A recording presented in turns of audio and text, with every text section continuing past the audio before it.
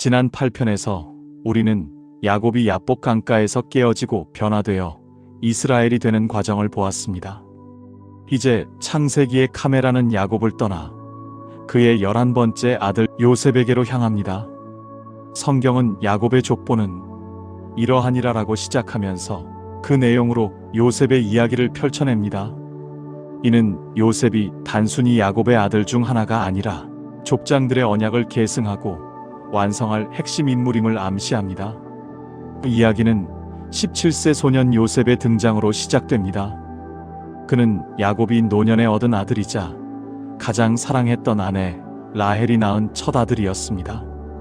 야곱의 요셉 사랑은 유별났습니다. 형들에게는 작업복을 입히면서 요셉에게만 채색옷을 지어 입혔습니다. 이 채색옷은 단순히 예쁜 옷이 아닙니다.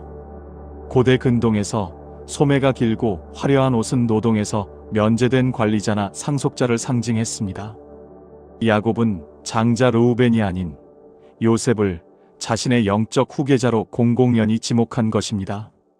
이러한 편에는 형들의 가슴에 증오의 불을 질렀습니다. 형들은 요셉을 볼 때마다 그를 미워하여 편안하게 말할 수 없었더라고 합니다. 인사가 안 될 정도로 관계가 파탄난 것입니다. 그런데 불난 집에 기름을 붓듯 요셉은 자신의 꿈 이야기를 형들에게 자랑합니다.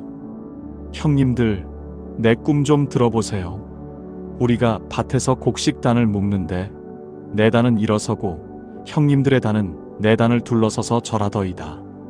형들은 격분합니다. 내가 참으로 우리의 왕이 되겠느냐? 그런데 요셉은 며칠 뒤 또 꿈을 꾸고 말합니다. 이번에는 해와 달과 11별이 내게 절하더이다. 철없는 막내의 자랑 같지만 이것은 요셉의 야망이 아니라 하나님의 계시였습니다. 하나님은 요셉에게 미래의 청사진을 미리 보여주셨습니다. 그러나 꿈은 보여주시되 그 꿈을 이루는 과정인 고난은 감추셨습니다. 이것이 하나님의 방식입니다. 꿈은 화려하지만 현실은 냉혹한 대가를 요구합니다. 어느 날 형들이 먼 곳 세겜과 도단으로 양을 치러 나갔을 때 야곱은 요셉을 심부름 보냅니다. 형들의 안부를 묻고 오라는 것입니다. 요셉은 순종하여 아버지의 품 헤브론을 떠납니다. 이것이 아버지와의 기약 없는 생이별이 될 줄은 꿈에도 모른 채 말입니다. 저 멀리서 요셉이 채색옷을 입고 다가오는 것을 본 형들의 눈에 살기가 돕니다. 자, 저기 꿈꾸는 자가 오는도다. 그를 죽여 한 구덩이에 던지고 그의 꿈이 어떻게 되는지를 우리가 볼 것이니라. 그들은 요셉의 꿈, 즉 하나님의 계획을 인간의 힘으로 꺾어보려 했습니다. 형들은 요셉을 덮쳐 그 화려한 채색옷을 벗기고 그를 구덩이에 던져 넣습니다. 성경은 그 구덩이는 빈 것이라 그 속에 물이 없었더라고 묘사합니다. 물이 없는 깊은 웅덩이, 그것은 곧 죽음의 장소였습니다. 살려달라고 애원하는 동생의 비명소리를 들으면서도 형들은 태연하게 도시락을 먹습니다. 인간의 죄악이 얼마나 잔인해질 수 있는지 보여주는 소름 끼치는 장면입니다. 그때 마침 유다의 제안으로 요셉은 죽음 대신 노예로 팔려가게 됩니다. 그를 죽이지 말고 이스마엘 상인들에게 팔아버리자. 결국 요셉은 은스물기에 팔려 짐승처럼 끌려갑니다. 형들은 요셉의 채색옷에 수점소에 피를 묻혀 아버지 야곱에게 가져갑니다. 야곱은 피 묻은 옷을 부여잡고 내 아들이 찢겼도다 하며 통곡합니다. 젊은 날 아버지를 속였던 야곱이 노년의 아들들에게 똑같이 속임을 당하는 비극이 재현된 것입니다. 이제 요셉은 채색옷 입은 귀공자에서 벌거벗겨진 노예가 되었습니다. 하루아침에 천국에서 지옥으로 떨어진 것입니다. 그는 낯선 땅 애굽으로 끌려가며 절규했을 것입니다. 하나님, 그 꿈은 다 무엇입니까? 왜 저를 버리십니까? 그러나 하늘은 침묵했습니다. 하지만 이 침묵은 방관이 아니었습니다. 요셉을 애굽으로 먼저 보내시려는 하나님의 거대한 구원 프로젝트가 인간의 악함을 타고 은밀하게 작동하기 시작한 것입니다. 애굽으로 끌려간 요셉은 바로 왕의 경호대장 보디발의 집에 노예로 팔립니다. 17세 소년이 말도 통하지 않는 이국 땅에서 겪었을 공포와 외로움은 상상하기 어렵습니다. 그런데 성경은 요셉의 애굽 생활을 시작하며 아주 놀라운 선언을 합니다. 여호와께서 요셉과 함께 하심으로 그가 형통한 자가 되어. 상황은 최악인데 성경은 그가 형통하다고 말합니다. 우리가 생각하는 형통은 만사 형통이지만 성경이 말하는 형통은 하나님이 함께 하심 그 자체입니다. 하나님이 함께 하시니 노예 생활도 형통이 됩니다. 요셉은 비관하거나 신세 한탄을 하며 시간을 낭비하지 않았습니다. 그는 주어진 자리에서 최선을 다해 성실하게 일했습니다. 보디발은 이 어린 히브리 종에게서 신적인 탁월함을 봅니다. 결국 요셉은 10년 만에 보디발 집안의 모든 소유를 위탁받는 가정 총무의 자리에 오릅니다. 이제 살만해졌습니다. 안정도 찾았고 권력도 생겼습니다. 성경은 이때 요셉은 용모가 빼어나고 아름다웠더라고 기록합니다. 바로 이 시점 사탄의 치명적인 유혹이 찾아옵니다. 보디발의 아내가 요셉에게 눈독을 들이고 노골적으로 유혹하기 시작한 것입니다. 나와 동침하자. 이것은 단순한 성적 유혹이 아닙니다. 이것은 요셉의 인생을 지름길로 인도하겠다는 악마의 제안이었습니다. 주인마님의 애인이 되면 편안한 삶이 보장될 수 있습니다. 거절하면 죽을 수도 있습니다. 아무도 보는 사람이 없습니다. 혈기왕성한 20대 청년 요셉에게 이것은 피하기 어려운 시험이었습니다. 그러나 요셉은 단호하게 거절합니다. 그의 거절 명분은 명확했습니다.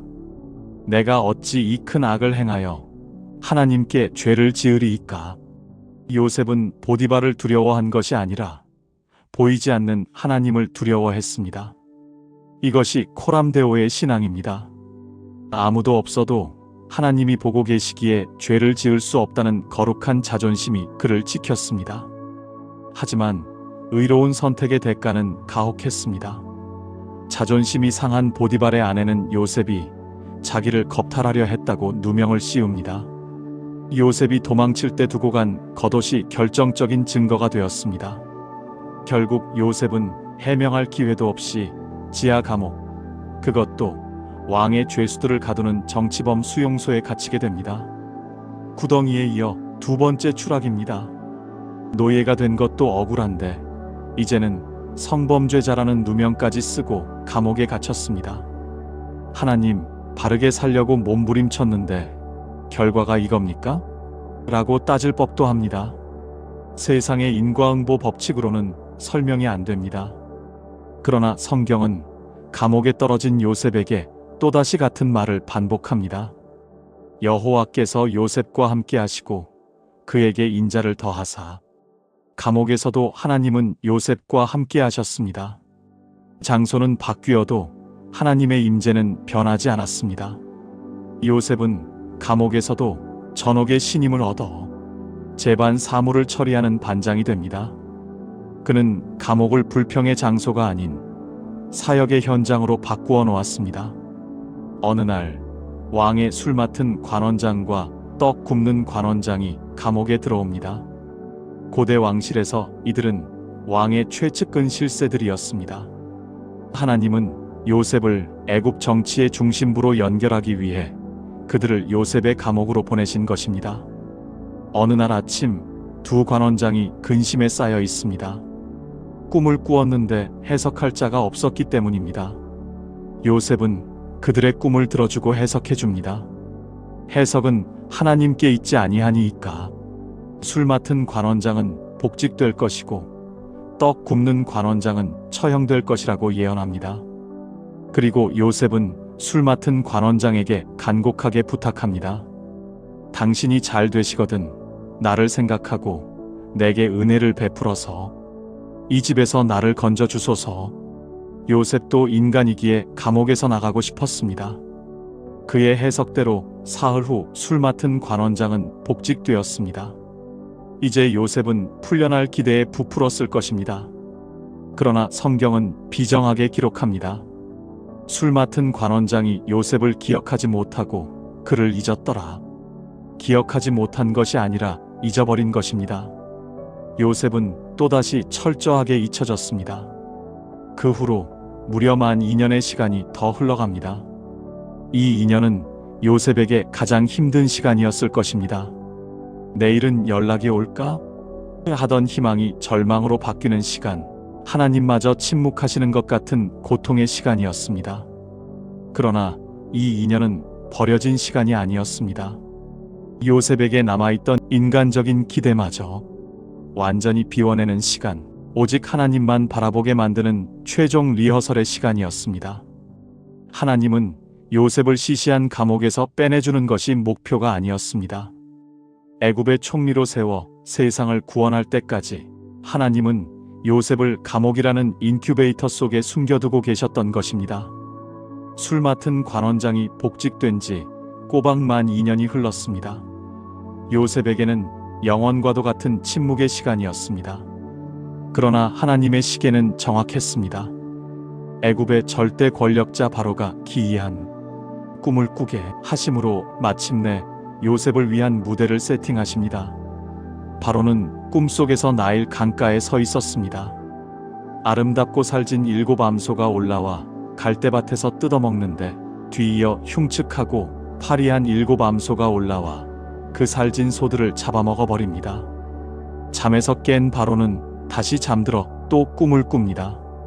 이번에는 충실한 7 이삭이 나오고 뒤이어 마른 7 이삭이 나와 그 충실한 이삭들을 삼켜버립니다. 너무나 생생하고 불길한 꿈이었습니다. 아침에 일어난 바로의 마음은 번민으로 가득 찼습니다. 애굽의 모든 점술가와 현인들을 불러 모았으나 아무도 이 꿈을 해석하지 못합니다. 이것은 단순한 개꿈이 아니라 하나님이 보내신 계시였기에 영적인 눈이 가려진 세상의 지혜자들은 결코 풀 수 없었던 것입니다. 궁중이 공포와 혼란에 빠졌을 때 드디어 술 맡은 관원장의 뇌리에 2년 전 감옥에서의 기억이 번개처럼 스쳐 지나갑니다. 그는 왕 앞에 나아가 자신의 과오를 고백합니다. 내가 오늘 내 죄를 기억하나이다. 감옥에 한 히브리 청년이 있었는데 그가 해석한 대로 되었습니다. 바로가 사람을 보내 요셉을 급히 부릅니다. 성경은 그들이 급히 그를 옥에서 내놓은지라. 요셉이 곧 수염을 깎고 옷을 갈아입고 바로에게 들어가니라고 묘사합니다. 13년 전 채색옷이 벗겨진 채 구덩이에 던져졌던 소년이 이제 죄수복을 벗고 왕 앞에 설 준비를 마친 것입니다. 천하를 호령하는 바로 왕 앞에 선 30세의 히브리 청년 요셉. 바로가 묻습니다. 너는 꿈을 들으면 능히 푼다 하더구나. 이때 요셉의 대답은 실로 위대합니다. 내가 아니라 하나님께서 바로에게 편안한 대답을 하시리이다. 요셉은 결정적인 기회 앞에서 자기를 어필하지 않았습니다. 제가 좀 신통합니다 라고 하지 않고 주어를 철저히 하나님께 돌립니다. 그는 감옥에서의 13년 연단을 통해 자신의 능력이 아니라 하나님의 능력을 의지하는 겸손한 대행자가 되어 있었습니다. 요셉은 거침없이 꿈을 해석합니다. 두 꿈은 하나입니다. 하나님이 하실 일을 바로에게 보이심입니다. 7 좋은 소와 이삭은 7년 대풍년이요 파리한 소와 마른 이삭은 7년 대흉년입니다. 애굽 땅의 전무후무한 풍년 후에 그 풍요를 다 잊어버리게 할 만큼 혹독한 흉년이 닥쳐 땅을 황폐하게 할 것입니다. 해석뿐만이 아니었습니다. 요셉은 대안까지 제시합니다. 이제 바로께서는 명철하고 지혜 있는 사람을 택하여 애굽 땅을 다스리게 하시고 풍년 동안 곡식의 5분의 1을 거두어 저장하여 흉년을 대비하소서. 이 명쾌한 해석과 완벽한 솔루션 앞에 바로와 모든 신하는 압도당합니다. 바로는 감탄하며 외칩니다. 이와 같이 하나님의 영에 감동된 사람을 우리가 어찌 찾을 수 있으리요? 그리고 즉석에서 파격적인 인사를 단행합니다. 너는 내 집을 다스리라. 내 백성이 다 내 명령에 복종하리니 내가 너를 애굽 온 땅의 총리가 되게 하노라. 이것은 인간의 상상을 초월하는 대반전입니다. 아침까지만 해도 지하 감옥의 죄수였던 요셉이 해질 역해는 당대 최강대국 애굽의 2인자가 된 것입니다. 바로는 자기의 인장 반지를 빼어 요셉에게 끼우고 세마포 옷을 입히고 금 사슬을 목에 걸어줍니다. 그리고 버금 수레에 태우니 무리가 그 앞에서 엎드리라 외칩니다. 13년 전 형들의 단이 절하는 꿈, 해와 달과 별이 절하는 꿈이 비로소 현실의 무대에서 성취되기 시작한 것입니다. 바로는 요셉에게 사브낫바네아라는 새 이름을 주고 제사장 보디베라의 딸 아스낫을 아내로 줍니다. 사브낫바네아는 비밀을 여는 자 또는 세상의 구원자라는 뜻입니다. 하나님은 요셉을 단순히 출세시킨 것이 아니라 다가올 멸망의 위기에서 세상을 구원할 생명의 부양자로 세우신 것입니다. 요셉의 나이 30세, 예수님이 공생애를 시작하신 나이와 같습니다. 17세에 팔려와 13년 동안 겪었던 종살이와 옥살이는 바로 이 하루를 위해 하나님이 예비하신 처절하고도 완벽한 광야 학교였습니다. 요셉은 불평 없이 그 과정을 통과했고 이제 준비된 총리로서 애굽 전역을 순찰하며 다가올 미래를 준비합니다. 총리가 된 요셉은 즉시 업무에 착수합니다. 그는 관료가 되어 책상에 앉아 있지 않고 애굽 온 땅을 순찰하며 현장을 지휘했습니다. 요셉의 예언대로 엄청난 풍년이 시작되었습니다. 밭의 소출이 얼마나 많은지 성경은 쌓아둔 곡식이 바다 모래같이 심이 많아 세기를 그쳤으니 그 수가 한이 없음이더라고 기록합니다. 요셉은 이 풍요에 취하지 않고 철저하게 창고를 짓고 곡식을 저장했습니다. 다가올 흉년을 알았기 때문입니다. 미래를 아는 자만이 현재의 풍요를 절제하고 관리할 수 있습니다. 이 풍년의 기간에 요셉에게 개인적인 기쁨도 찾아옵니다. 아내 아스낫을 통해 두 아들을 얻은 것입니다. 요셉은 장남의 이름을 므낫세라 지었습니다. 그 뜻은 하나님이 내게 내 모든 고난과 내 아버지의 온 집 일을 잊어버리게 하셨다입니다. 이것은 단순한 망각이 아닙니다. 지난 13년의 뼛속 사무치는 상처와 아픔, 형들에 대한 원망과 배신감을 하나님이 주신 은혜로 씻어냈다는 치유의 고백입니다. 과거의 상처가 해결되지 않으면 미래로 나아갈 수 없습니다. 요셉은 므낫세의 은혜를 통해 쓴 뿌리를 잘라냈습니다. 차남의 이름은 에브라임이라 지었습니다. 그 뜻은 하나님이 나를 내가 수고한 땅에서 번성하게 하셨다입니다. 노예로 끌려와 고생하던 바로 그 땅이 하나님과 함께하니 축복의 땅으로 바뀌었습니다. 요셉은 두 아들의 이름을 부를 때마다 하나님의 치유와 회복을 찬양했습니다. 드디어 약속된 7년의 풍년이 끝났습니다. 그리고 요셉의 말대로 무시무시한 흉년이 시작되었습니다. 애굽뿐만 아니라 온 지면에 기근이 들었습니다. 사람들은 굶주림에 허덕이며 부르짖기 시작합니다. 백성들이 바로에게 나가 양식을 달라고 소리칠 때 바로는 딱 한마디로 대답합니다. 요셉에게 가서 그가 너희에게 이르는 대로 하라. 이것이 유일한 살 길입니다. 요셉에게 가야만 양식이 있습니다. 요셉은 모든 창고를 열고 백성들에게 곡식을 팝니다. 애굽 사람뿐만 아니라 각국 백성들도 양식을 사러 애굽으로 요셉 앞으로 몰려듭니다. 요셉은 이제 단순한 애굽의 총리가 아니라 기근으로 죽어가는 열방의 생명을 살리는 세상의 구원자가 되었습니다. 우리는 여기서 요셉의 꿈이 가진 진정한 의미를 깨닫습니다. 요셉이 꾸었던 꿈, 형들이 절하고 해와 달이 절하는 그 꿈은 요셉 한 사람이 떵떵거리고 잘 먹고 잘 살기 위한 야망의 꿈이 아니었습니다. 그것은 책임의 꿈이었습니다. 많은 사람을 살리기 위해 먼저 고난받고 먼저 높은 자리에 올라가 굶주린 자들에게 생명의 양식을 나누어 주는 사명이었습니다. 하나님은 한 사람 요셉을 앞서 보내셨습니다. 그를 구덩이에 넣으시고 감옥에 가두시고 낮추신 이유는 그를 통해 천하 만민의 생명을 구원하시기 위함이었습니다. 요셉은 이 거대한 하나님의 섭리를 깨달았기에 자신을 팔아먹은 형들을 훗날 만났을 때도 복수하지 않고 용서할 수 있었습니다. 내 인생이 나만의 것이 아니라 하나님의 구원 역사를 위한 도구임을 알았기 때문입니다. 이제 창세기 9편 요셉의 전반부를 마칩니다. 그는 꿈꾸는 자였고 고난받는 자였으며 마침내 승리하여 베푸는 자가 되었습니다. 요셉이 열어놓은 저 곡식 창고 앞에 이제 곧 가나안 땅에서 굶주린 그의 형들이 도착할 것입니다.